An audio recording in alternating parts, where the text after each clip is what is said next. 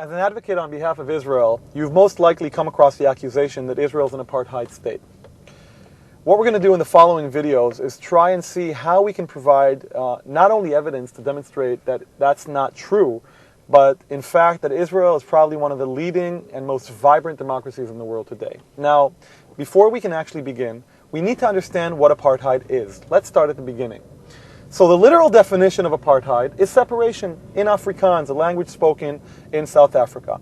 And it is a term that was meant to describe a form of government or a regime, if you will, that existed in South Africa in the previous century, under which a minority of citizens in South Africa that were white basically took control of the government and, using the power of government, the military, the police, basically created a new reality where the majority of the black South African citizens were not only discriminated against, but were actually formally oppressed. And when I say formally oppressed, I mean that laws were passed limiting where a black South African could live, where a black South African could get hired to work at.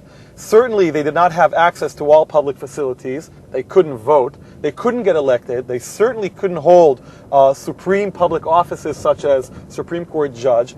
I mean, the majority of the population was literally enslaved by the law and was kept under by a small minority of whites.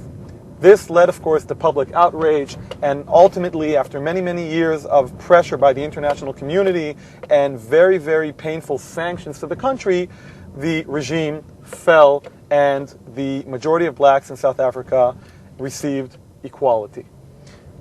Those who claim that Israel is an apartheid state are basically trying to say that Israel and the reality in Israel is similar to South Africa and the reality in South Africa under the apartheid regime.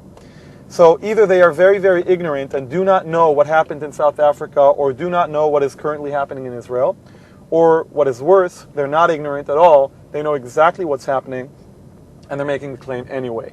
So what we're going to do in this section of the website, using this definition of apartheid, is we're going to provide a description of Israel and of what's happening in Israel. I'm going to give you a list of facts which will demonstrate to you, number one, why it is that any claim to the effect of apartheid existing in Israel is simply factually incorrect, and two, any claim or description of the relationship between Israel and its neighboring almost state, the Palestinian Authority and the Palestinian people, is also an incorrect use of the term.